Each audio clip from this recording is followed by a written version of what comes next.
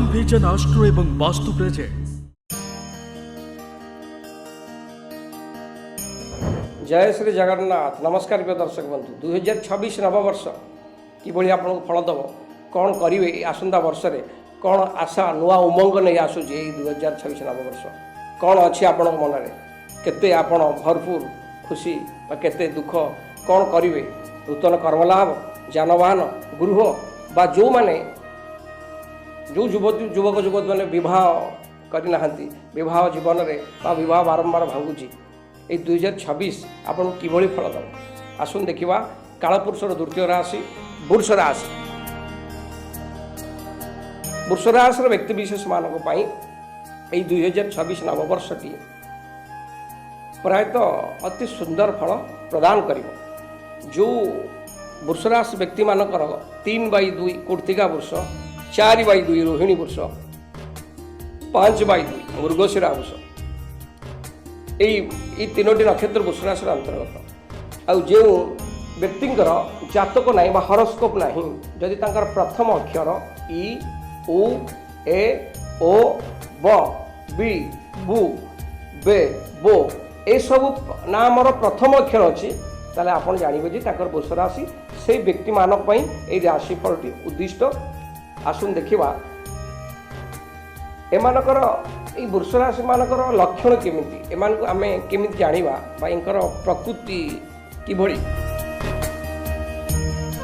वृष राशि व्यक्ति विशेष माने प्रेमपूर्ण व्यवहार, सौंदर्य प्रेमी, संगीत कलार पुजारी, धन संचय माहिर एवं सुंदर चेहरा, बेले बेले कूटनीति नीति व्यवहार करी, बेले बेले एमान कूटनीति एमती व्यवहार करती एमान को चिन्हवा भी मुश्किल हो जाए, भाई को चिन्हवाई कठिन परिश्रम करिया पड़ता है।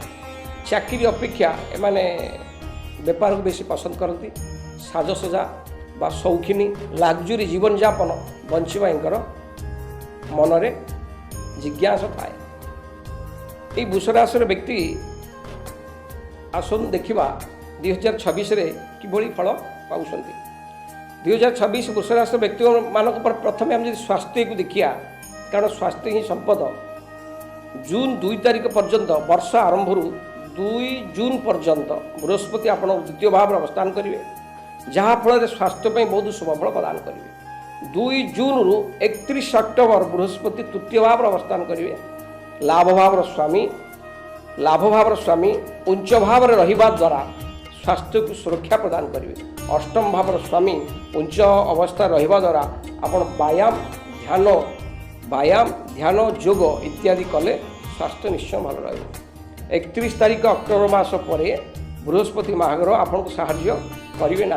31 अक्टोबर वर्ष शेष पर्यंत बृहस्पति सहित केतु चतुर्थ भाव रहिबा द्वारा हृदय रोग, हृदय जंत्रणा रोग रे, छाती बा हृदय रोग रे जे आपण आगुरु पीड़ित थिबे सेमाने एथिमे जत्नवान हवा जरूरी।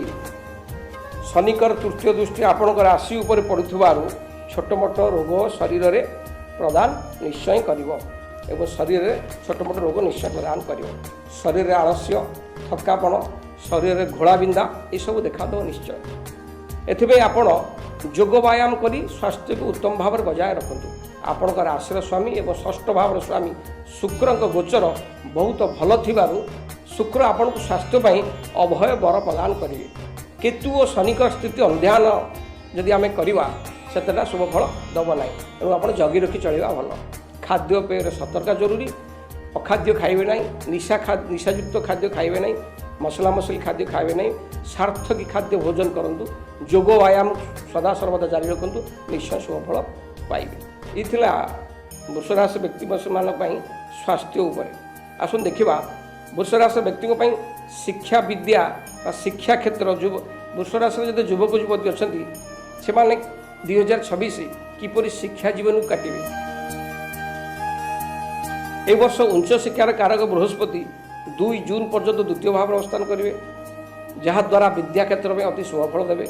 विद्यार्थी माने पाठपढ़ार केन्द्रित करी विद्यार्थी माने पाठपढ़ार मन को केन्द्रित कर पाठ पढ़तु, निश्चित भल फल पाइबे। 2 जून रु 31 अक्टोबर पर्यंत उच्च शिक्षा कारक ग्रह बृहस्पति तृतीय भाव में अवस्थान करने द्वारा नवम भाव को दृष्टि देवा द्वारा आपण ନିଶ୍ଚିନ୍ତ ବିଦ୍ୟା କ୍ଷେତ୍ରରେ ଅଗ୍ରଗତି କରିବେ ଏବଂ ଯଦି ଆପଣ ବାହାରକୁ ବା ବିଦେଶକୁ ଯାଇ ବିଦ୍ୟା ପଢ଼ିବା ପାଇଁ ଚେଷ୍ଟା କରୁଥିବେ ନିଶ୍ଚୟ ଯିବେ, ଅସୁବିଧା କିଛି ନାହିଁ। ବର୍ଷ ଆରମ୍ଭରୁ 31 ଅକ୍ଟୋବର ପର୍ଯ୍ୟନ୍ତ ସମୟ ଯେଉଁ ବୃଷ ରାଶିର ଛାତ୍ରଛାତ୍ରୀମାନେ ବର୍ଷ ଆରମ୍ଭରୁ 31 ଅକ୍ଟୋବର ମାସ ପର୍ଯ୍ୟନ୍ତ ଯେଉଁ ବୃଷ ରାଶିର ଛାତ୍ରଛାତ୍ରୀମାନେ କାନୁନ ବା ଲ, ପର୍ଯ୍ୟଟନ, ମ୍ୟାନେଜମେଣ୍ଟ, ଜୁଡ଼ିସିଆଲ ଏସବୁ କ୍ଷେତ୍ରରେ ବିଦ୍ୟା ଅଧ୍ୟୟନ କରୁଛନ୍ତି ସେମାନେ ଅତି ଶୁଭଫଳ ନିଶ୍ଚୟ ପାଇବେ। ଏହି ବର୍ଷ ବୁଧଙ୍କ ଗୋଚର ସହ ବୃହସ୍ପତିଙ୍କ ଗୋଚର ଅତି ଶୁଭ ଥିବାରୁ ବିଦ୍ୟା କ୍ଷେତ୍ର ପାଇଁ ଅତି ଶୁଭଫଳ ପ୍ରଦାନ କରିବ। ପ୍ରାୟତଃ ଦେଖିବାକୁ ଗଲେ ଏହି ବର୍ଷଟି ବିଦ୍ୟା କ୍ଷେତ୍ର ପାଇଁ ଅତି ଶୁଭଫଳ ଆପଣ ପାଇବେ, ଅସୁବିଧା କିଛି ନାହିଁ। 2026 ନବବର୍ଷଟି ବୃଷ ରାଶିର ବ୍ୟକ୍ତିମାନଙ୍କ ପାଇଁ ବେପାର ବାଣିଜ୍ୟ କିଭଳି ରହିବ ଆସନ୍ତୁ ଦେଖିବା। 2026 ନବବର୍ଷଟି ବୃଷ ରାଶିର ବ୍ୟକ୍ତିମାନଙ୍କ ପାଇଁ ବେପାର ବାଣିଜ୍ୟ କିପରି ରହିବ। ଏହି ବର୍ଷଟି କର୍ମଭାବର ସ୍ୱାମୀ ଲାଭ ଭାବରେ ଅବସ୍ଥାନ କରିବା ହେତୁ ବହୁତ ଶୁଭଫଳ ପ୍ରଦାନ କରିବେ। ବର୍ଷ ଆରମ୍ଭରୁ 2 ଜୁନ୍ ପର୍ଯ୍ୟନ୍ତ ବୃହସ୍ପତିଙ୍କ ଦୃଷ୍ଟି ଆପଣଙ୍କ କର୍ମଭାବକୁ ପଡ଼ୁଥିବାରୁ ଅତି ଶୁଭଫଳ ପ୍ରଦାନ କରିବେ। 2 ଜୁନ୍ରୁ 31 ଅକ୍ଟୋବର ବୃହସ୍ପତିଙ୍କ ଲାଭ ଭାବକୁ 2 ଜୁନ୍ରୁ 31 ଅକ୍ଟୋବର ଏହି ସମୟ ମଧ୍ୟରେ ବୃହସ୍ପତି ଲାଭ ଭାବ ଆୟ ଭାବକୁ ଦେଖିବା ଦ୍ୱାରା ବେପାର ବାଣିଜ୍ୟରେ ଅତି ଶୁଭଫଳ ଆପଣ ନିଶ୍ଚୟ ପାଇବେ। ପ୍ରାୟତଃ ବୃହସ୍ପତିଙ୍କ ଦୃଷ୍ଟି ଆପଣଙ୍କୁ ଅମୃତ ଫଳ ଦେବ, ବେପାରରେ ଆଶାଠାରୁ ଅଧିକା ଲାଭ ନିଶ୍ଚୟ ହେବ। ଯେଉଁମାନେ ବେପାର ବାଣିଜ୍ୟ କରୁଥିବେ ବୃହସ୍ପତିଙ୍କ କୃପାରୁ ସେମାନେ ଅତି ଶୁଭଫଳ ପାଇବେ। 2026 ଏହି ନବବର୍ଷଟି ବୃହସ୍ପତିଙ୍କର ପ୍ରଭାବ ତୃତୀୟ ଭାବର ଉଚ୍ଚସ୍ଥ ଥିବାରୁ ବେପାର ବାଣିଜ୍ୟରେ ଆଶାଠାରୁ ଅଧିକା ଲାଭ ପାଇବେ। ଯେତିକି ଆଶା ନ କରିଥିବେ ତାଠାରୁ 2 ଗୁଣିତ ଲାଭ ପାଇବେ। ଯେଉଁମାନେ hotel, restaurant, tour and travel ଏବଂ ଓକିଲାତି, ଜୁଡ଼ିସିଆଲ, ଶିକ୍ଷା କ୍ଷେତ୍ରରେ ନିୟୋଜନ ଅଛନ୍ତି ଆପଣ ନିଶ୍ଚୟ ଅତି ଲାଭବାନ ପାଇବେ, ସେମାନେ ଅତି ଶୁଭଫଳ ପାଇବେ। ପ୍ରାୟତଃ ଏହି 2026 ବୃଷ ରାଶିର ବ୍ୟକ୍ତିବିଶେଷମାନଙ୍କ ପାଇଁ ଆର୍ଥିକ କ୍ଷେତ୍ର ବହୁତ ଭଲ ରହିବ। ମା ଲକ୍ଷ୍ମୀଙ୍କ କୃପା ଦୃଷ୍ଟି ଆପଣଙ୍କ ଉପରେ ବରଦାନ ରହିବ। 2026 ନବବର୍ଷର ବୃଷ ରାଶି ବ୍ୟକ୍ତିଙ୍କର ଚାକିରି ବା କର୍ମକ୍ଷେତ୍ର କିଭଳି ରହିବ ଆସନ୍ତୁ ଦେଖିବା। ଆପଣଙ୍କର ଲାଭ ଭାବର ସ୍ୱାମୀ ବୃହସ୍ପତି ବର୍ଷ ଆରମ୍ଭରୁ 2 ଜୁନ୍ ପର୍ଯ୍ୟନ୍ତ ଆପଣ ଦ୍ୱିତୀୟ ଭାବରେ ରହିବେ ଏବଂ ଷଷ୍ଠ ଭାବକୁ ଦୃଷ୍ଟି ଦେବେ। ଆପଣ ଯାହାଫଳରେ କର୍ମକ୍ଷେତ୍ରରେ ଆପଣ ଏ ବର୍ଷଟି ଅତି ଶୁଭଫଳ ପାଇବେ। ଆପଣଙ୍କର ଭାଗ୍ୟ ଏବଂ କର୍ମଭାବର ମାଲିକ ଶନି ମହାରାଜ ଏକାଦଶ ସ୍ଥାନରେ ଥିବାରୁ ଏବଂ କର୍ମସ୍ଥାନରେ ରାହୁଙ୍କର ଅବସ୍ଥାନ କର୍ମକ୍ଷେତ୍ରରେ ଉଚ୍ଚ ଆସନ, ନୂତନ କର୍ମଲାଭ, ବିଳମ୍ବ ହେଲେ ମଧ୍ୟ ଚାକିରିରେ ଆପଣ ନିଶ୍ଚିନ୍ତ ଯୋଗଦାନ ଦେବେ ଏବଂ ଚାକିରିରେ ପ୍ରମୋସନ୍ ହେବ, ଦରମା ମଧ୍ୟ ବୃଦ୍ଧି ହେବ। ଯେଉଁମାନେ କୋଇଲା, ଠିକାଦାରୀ, କଣ୍ଟ୍ରାକ୍ସନ୍, ମେସିନ୍ ବେପାର, ରାଜନୀତି କ୍ଷେତ୍ରରେ ଅଛନ୍ତି ସେମାନଙ୍କ ପାଇଁ ଅତି ଶୁଭଫଳ ପ୍ରଦାନ କରିବ। କିନ୍ତୁ ରାହୁ ଦଶମରେ ଅବସ୍ଥାନ କରିଥିବାରୁ କର୍ମକ୍ଷେତ୍ରକୁ ପୁରା ଧ୍ୟାନ ଦେଇ ଚାଲନ୍ତୁ। କର୍ମକ୍ଷେତ୍ରରେ ଠକିବେ ନାହିଁ, କର୍ମକ୍ଷେତ୍ରରେ ଆଳସ୍ୟ କରିବେ ନାହିଁ, ନଚେତ୍ ହଇରାଣରେ ପଡ଼ିବେ। 2026 ନବବର୍ଷଟି ବେଳେବେଳେ କର୍ମକ୍ଷେତ୍ରରେ ବରିଷ୍ଠ ଅଧିକାରୀଙ୍କ ସହ ବିବାଦ ମତାନ୍ତର ଛୋଟ ଛୋଟ କଥାକୁ ନେଇ ଦେଖାଦେଇପାରେ। କିଛି ଛୋଟ କର୍ମଚାରୀଙ୍କ କାନକୁଆ କଥା ଶୁଣି ଉପରସ୍ଥ ଅଫିସର ଆପଣଙ୍କୁ ସନ୍ଦେହ ଘେରେ ରଖିପାରନ୍ତି। ଆପଣ ବିରୋଧୀମାନଙ୍କୁ ଉଚିତ ଶିକ୍ଷା ଦିଅନ୍ତୁ, ସେଭଳି କିଛି କାର୍ଯ୍ୟ କରନ୍ତୁ ନାହିଁ ଯାହାକି ଉପରସ୍ଥ ଅଫିସରଙ୍କ ଆପଣ ରୋଗ ବା ରୋଷର ଶିକାର ହେବେ। ତେଣୁ ଉଚିତ କର୍ମ କରନ୍ତୁ, ଭଲ କର୍ମ କରନ୍ତୁ, ଠିକ୍ଠାକ୍ ଚାଲିବ, କର୍ମକ୍ଷେତ୍ର ବହୁତ ଶୁଭଫଳ ପାଇବେ। ଆସନ୍ତୁ ଦେଖିବା 2026 ନବବର୍ଷଟି ବୃଷ ରାଶିର ଯୁବକ ଯୁବତୀମାନଙ୍କ ପାଇଁ ପ୍ରେମ ଜୀବନ ବା ଲଭ୍ ଲାଇଫ୍ କିଭଳି ରହିବ। ଆପଣଙ୍କର ପଞ୍ଚମ ଭାବର ସ୍ୱାମୀ ବୁଧ ସେମିତି କିଛି ଅଶୁଭ ଫଳ ଆପଣଙ୍କୁ ଦେବେ ନାହିଁ, କିନ୍ତୁ ପଞ୍ଚମ ଭାବକୁ ଶନିଙ୍କର ଦୃଷ୍ଟି ପ୍ରେମ ସମ୍ବନ୍ଧରେ କିଛି ହାଲୁକା ନ ନେଇ ଗଭୀରତା ସହ ବିଚାର କରନ୍ତୁ। ଯଦି ଆପଣ ପ୍ରେମ ବେପାରରେ ଅଛନ୍ତି ତାହେଲେ ଆପଣ ଲକ୍ଷ୍ମଣ ଗାର ନ ଡେଇଁ ନିଜ ସୀମା ଭିତରେ ରହି ଭଲ ପାଆନ୍ତୁ, ନଚେତ ଆପଣଙ୍କୁ ବଦନାମର ଭୟ ଲାଗି ରହିବ।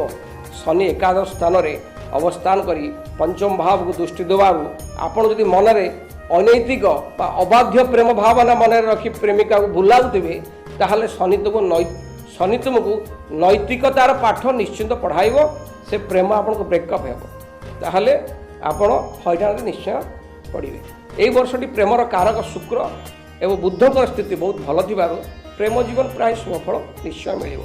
ଯେଉଁ ଯୁବକ ଯୁବତୀ ସାର୍ଥକୀ ପ୍ରେମ କରୁଛନ୍ତି, ପରସ୍ପରକୁ ମନ ପ୍ରାଣ ଦେଇ ଭଲ ପାଉଛନ୍ତି, ଯାହା ପ୍ରେମରେ କିଛି କୁଟିଳତା ନାହିଁ, ସେମାନେ ଏହି ପ୍ରେମ କ୍ଷେତ୍ରରେ ସଫଳତା ହେବେ।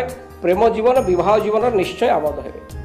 ଆସନ୍ତୁ ଦେଖିବା ବୃଷ ରାଶି ବ୍ୟକ୍ତିମାନଙ୍କର ବିବାହ ଜୀବନ ଏବଂ ବିବାହ ହେଇନଥିବା ଯୁବକ ଯୁବତୀମାନଙ୍କର ବିବାହ କେବେ ହେବ। ଏ ବର୍ଷ ଯେଉଁ ବିବାହ ଯୋଗ୍ୟ ଯୁବକ ଯୁବତୀ ବିବାହ ସମସ୍ୟାରେ ଆଗରୁ ଥିଲେ ସେମାନେ ଏ ବର୍ଷ ବିବାହ କ୍ଷେତ୍ରରେ ନିଶ୍ଚିତ ଆବଦ୍ଧ ହେବେ। ବର୍ଷ ଆରମ୍ଭରୁ 2 ଜୁନ୍ ମାସ ପର୍ଯ୍ୟନ୍ତ ବୃହସ୍ପତି ଆପଣଙ୍କର ଦ୍ୱିତୀୟ ଭାବରେ ଅବସ୍ଥାନ କରିବେ। ଆପଣ ନିଶ୍ଚିତ ବିବାହ ଜୀବନରେ ବାନ୍ଧି ହେବେ ଏବଂ କୌଣସି ନୂତନ ସଦସ୍ୟ ମଧ୍ୟ ଗୃହକୁ ସ୍ଥାୟୀ ସଦସ୍ୟ ହୋଇ ଆସିବେ, ଅର୍ଥାତ୍ ବିବାହ ହେବେ। ବିବାହ ପରବର୍ତ୍ତୀ 1 ବର୍ଷ ପରେ ବା ବର୍ଷ ଶେଷକୁ ଆପଣ ସନ୍ତାନ ଲାଭ ମଧ୍ୟ କରିବେ। ସପ୍ତମ ଭାବକୁ ବୃହସ୍ପତି ଦେଖିବାକୁ ଏହି ସମୟ ବିବାହ ପାଇଁ ଅତି ଶୁଭଫଳ ପ୍ରଦାନ କରିବ। 31 ଅକ୍ଟୋବର ପରେ ବୃହସ୍ପତିଙ୍କ ସ୍ଥିତି ସେତେଟା ଭଲ ନଥିବାରୁ ବିବାହ ଆଦି ଶୁଭ କାର୍ଯ୍ୟରେ ବାଧା ନିଶ୍ଚୟ ସୃଷ୍ଟି ହେବ। ପ୍ରାୟତଃ ଦେଖିବାକୁ ଗଲେ ଏ ବର୍ଷ ଆରମ୍ଭରୁ 31 ଅକ୍ଟୋବର ପର୍ଯ୍ୟନ୍ତ ବିବାହ ପାଇଁ ଉତ୍ତମ ଶାନଦାର ସମୟ ଚାଲୁଛି। ଆପଣ ନିଶ୍ଚୟ ବିବାହ କ୍ଷେତ୍ରରେ ବାନ୍ଧି ହେବେ, ଅସୁବିଧା କିଛି ନାହିଁ। ଆସନ୍ତୁ ଦେଖିବା ବୃଷ ରାଶି ବ୍ୟକ୍ତିଙ୍କର 2026 ମସିହାରେ ଭୂମି ବାହନ ଗୃହ ବା ଯାନବାହନ କିଣିବେ କି ନାହିଁ, ଘର ତୋଳିବେ କି ନାହିଁ, ଜାଗା କିଣିବେ କି ନାହିଁ, କିଭଳି ସୁଖ ପ୍ରଦାନ କରୁଛି। ସମସ୍ତଙ୍କ ମନରେ ଗୋଟେ ଆଶା ଥାଏ ମୁଁ ଗୋଟେ ସୁନ୍ଦର ଗାଡ଼ି କରିବି ବା ନବବର୍ଷରେ ଗୋଟେ ସୁନ୍ଦର ଘର ତୋଳିବି ବା ସୁନ୍ଦର ଯାନଟି କିଣିବି। ଆସନ୍ତୁ ଦେଖିବା କିଭଳି ଫଳ ଦେଉଛି। ଆର୍ଥିକ କ୍ଷେତ୍ର ପାଇଁ ଏଇ ବର୍ଷଟି ବହୁତ ଭଲ ରହିବ, କିନ୍ତୁ ଆପଣଙ୍କ ପାଖରେ ପଇସା ହେଲେ ଯେ ଆପଣ ଘର ଜାଗା କିଣିଦେବେ ସେଟା ଠିକ୍ ନୁହେଁ। କାରଣ ଦେଖିବାକୁ ଗଲେ ଜଣେ ବଡ଼ ବଡ଼ ଅଫିସର ଉଚ୍ଚସ୍ଥ ଅଫିସର ମୋଟା ଅଙ୍କରେ ମାସକୁ ଦରମା ପାଉଛନ୍ତି, କିନ୍ତୁ ଆଜୀବନଟି ତାଙ୍କର ଭଡ଼ା ଘରେ କଟିଯାଉଛି। କିନ୍ତୁ ଗୋଟେ ଅଟୋ ରିକ୍ସାବାଲା ସ୍ୱଳ୍ପ ପଇସା ଭିତରେ ସେ ଗୋଟେ ଜାଗା କିଣି ଘରଟେ ତୋଳି ଦେଉଛି। ତେଣୁ ଆମର ଗୋଟେ ପ୍ରବାଦ ଅଛି ଶାସ୍ତ୍ରରେ, ଭୂମି ଗୋ କନ୍ୟା ଏ ଭାଗ୍ୟରେ ଥିଲେ ମିଳେ ଆଜ୍ଞା। ସେଭଳି ଆସନ୍ତୁ ଦେଖିବା 2026 କିଭଳି ଫଳ ଦେଉଛି। 2026 ଆପଣ ଏକାଦଶ ଭାବରେ ଜାତକରେ ଚତୁର୍ଥ ଏକାଦଶ ଭାବର ଆଶୀର୍ବାଦ ଜରୁରୀ। ଯଦି ଜାତକର ଚତୁର୍ଥ ଭାବ ଏକାଦଶ ଭାବ ବଳବାନ ଅଛି ଆପଣ ତାହେଲେ ଭୂମି ବାହନ ଯାନବାହନ ସବୁ ନିଶ୍ଚୟ କିଣିବେ। এই ବର୍ଷଟି ଆପଣ ଲାଭ ଭାବର ମାଲିକ ବୃହସ୍ପତି ବଳବାନ ଥିବାରୁ ଲାଭ ନିଶ୍ଚିତ କରିବେ। ଧନର ଅଭାବ ରହିବ ନାହିଁ, କିନ୍ତୁ ବର୍ଷର ଆରମ୍ଭରୁ ଡିସେମ୍ବର 5 ତାରିଖ ପର୍ଯ୍ୟନ୍ତ ଚତୁର୍ଥ ଭାବଙ୍କର ରାହୁ କେତୁଙ୍କ ଗୋଚର ଭୂମି ବାହନ ଗୃହ ତୋଳିବାରେ ସମସ୍ୟା ସୃଷ୍ଟି କରିପାରନ୍ତି। ଜାଗା ଯାନବାହନ ଗୃହ ତୋଳିବାରେ ସମସ୍ୟା ସଂଘର୍ଷ ସାମାନ୍ୟ ଦେଖାଦେବ। ଯଦି ଆପଣ ଯାନବାହନ ଅକସ୍ମାତ କିଣିଲେ ତାହେଲେ ଯାନବାହନ ବାରମ୍ବାର ଖରାପ ହେବ। ଯଦି ଜାଗା ପ୍ଲଟ୍ କିଣିଲେ ବା ଘର ତୋଳିଲେ ସେଥିରେ କିଛି ସମସ୍ୟା ନିଶ୍ଚୟ ଦେଖାଦେବ। ପ୍ରାୟତଃ ଦେଖିବାକୁ ଗଲେ 2026 ଏଇ ନବବର୍ଷଟି ଆପଣଙ୍କୁ ଜମି ପ୍ଲଟ୍ ଯାନବାହନ ଗୃହ ନିଶ୍ଚୟ ଦେବ, କିନ୍ତୁ କିଣିବା ପୂର୍ବରୁ ଭଲ କି ତଦାରଖ କରନ୍ତୁ। କୌଣସି ଜାଗା କିଣୁଛନ୍ତି ଜାଗା କିଛି ଲିଟିଗେସନ୍ ନଥିବ ତାକୁ ଦେଖନ୍ତୁ, ଜାଗାର କାଗଜପତ୍ର ଅପଲୋଡ଼ କରନ୍ତୁ, ବୁଝିପାରିଲେ, ସବୁ ବୁଝି ସୁଝିକି କରନ୍ତୁ, ତାହେଲେ ଆପଣ ଜାଗା ଭୂମି ଯାନବାହନ ନିଶ୍ଚୟ କିଣିବେ। ତରବରିଆ ଭାବରେ ଡିସିସନ୍ କିଛି ନିଅନ୍ତୁ ନାହିଁ। ଭଲ ଭାବରେ ଆଡ଼ଭାନ୍ସ ଜମି ପାଇଁ ଦେବା ପୂର୍ବରୁ ଭଲ ଭାବରେ ଭାବିଚିନ୍ତି ଦେଖନ୍ତୁ। ଯାହା ବି କରୁଛନ୍ତି ଭାବିଚିନ୍ତି କରନ୍ତୁ, ନିଶ୍ଚୟ ଆପଣ ଏ କ୍ଷେତ୍ରରେ ସଫଳତା ଲାଭ କରିବେ। ଆସନ୍ତୁ ଦେଖିବା 2026 ନବବର୍ଷଟି ବୃଷ ରାଶି ବ୍ୟକ୍ତିମାନଙ୍କ ଆର୍ଥିକ ଜୀବନ କିଭଳି ରହିବ। ବର୍ଷ ଆରମ୍ଭରୁ 2 ଜୁନ୍ ପର୍ଯ୍ୟନ୍ତ, ବର୍ଷ ଆରମ୍ଭରୁ 1 ଜାନୁଆରୀରୁ 2 ଜୁନ୍ ପର୍ଯ୍ୟନ୍ତ ଲାଭ ଭାବ ଏବଂ ଧନ ଭାବର କାରକ ବୃହସ୍ପତି ଧନ ଭାବରେ ରହିଲେ, ଧନ ଭାବରେ ଅବସ୍ଥାନ କରୁଛନ୍ତି। ଧନ ଆସିବ କିନ୍ତୁ ବ୍ୟାଙ୍କ ବାଲାନ୍ସ ମଧ୍ୟ ହେବ, କିନ୍ତୁ ଖର୍ଚ୍ଚ ବି କିଛି ହେଇପାରେ। ଏଣୁ ଆପଣ ଅଯଥା ଖର୍ଚ୍ଚରେ ଲଗାମ ରଖିଲେ ଭଲ। 2 ଜୁନ୍ରୁ 31 ଅକ୍ଟୋବର 2 ଜୁନ୍ 2026ରୁ 31 ଅକ୍ଟୋବର 2026 ଲାଭ ଭାବର ସ୍ୱାମୀ ଉଚ୍ଚ ଅବସ୍ଥାରେ ଲାଭ ଭାବକୁ ଦୃଷ୍ଟି ଦେବାରୁ ବେପାର ବାଣିଜ୍ୟରେ ଆଶାଠାରୁ ଅଧିକା ଲାଭ ନିଶ୍ଚୟ ହେବ। 31 ଅକ୍ଟୋବର ପରେ ବୃହସ୍ପତି ଲାଭ ଆୟ ଭାବକୁ ସେତେଟା ସୁଫଳ ଦେବେ ନାହିଁ। 31 ଅକ୍ଟୋବର ପରେ ବର୍ଷ ଶେଷ ପର୍ଯ୍ୟନ୍ତ ବୃହସ୍ପତି ଲାଭ ଆୟ ଭାବ ପାଇଁ ସେଠାରେ ଶୁଭଫଳ ଦେବେ ନାହିଁ। ଅର୍ଥାତ୍ ବର୍ଷ ଆରମ୍ଭରୁ 31 ଅକ୍ଟୋବର ପର୍ଯ୍ୟନ୍ତ ବୃହସ୍ପତି ସ୍ଥିତି ସୁଦୃଢ଼ ଥିବାରୁ ଆୟ କ୍ଷେତ୍ର ଧନ କ୍ଷେତ୍ର ଆପଣଙ୍କୁ ଭଲ ଫଳ ଦେବ। 31 ଅକ୍ଟୋବର ପରେ ବୃହସ୍ପତି ଧନ କ୍ଷେତ୍ର ପାଇଁ ସେତେଟା ଶୁଭଫଳ ପ୍ରଦାନ କରିବେ ନାହିଁ। ପ୍ରାୟତଃ ଦେଖିବାକୁ ଗଲେ ଏ ବର୍ଷ ଆରମ୍ଭରୁ ପ୍ରଥମ 6 ମାସ ଆୟ କ୍ଷେତ୍ର ଧନ କ୍ଷେତ୍ର ଅତି ଉତ୍ତମ ରହିବ, ଅସୁବିଧା କିଛି ନାହିଁ।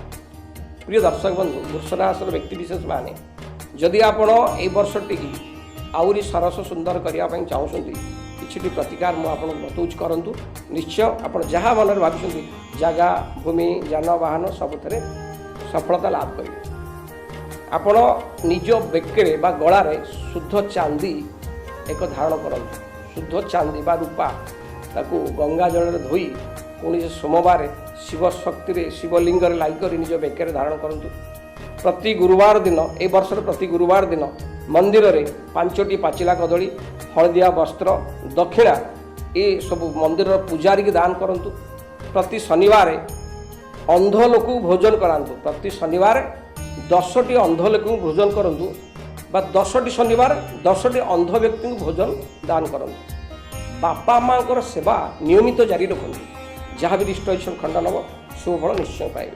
ପ୍ରିୟ ଦର୍ଶକ ବନ୍ଧୁ, ଇଏ ଥିଲା ବୃଷରାଶି ବ୍ୟକ୍ତିବିଶେଷମାନଙ୍କ ପାଇଁ 2026 ନବବର୍ଷର ବାର୍ଷିକ ରାଶିଫଳ। ରହିଲି, ଜୟ ଶ୍ରୀ ଜଗନ୍ନାଥ। श्याम विजन आस्ट्रो एवं वास्तु चैनल को लाइक, शेयर एवं सब्सक्राइब करंतु।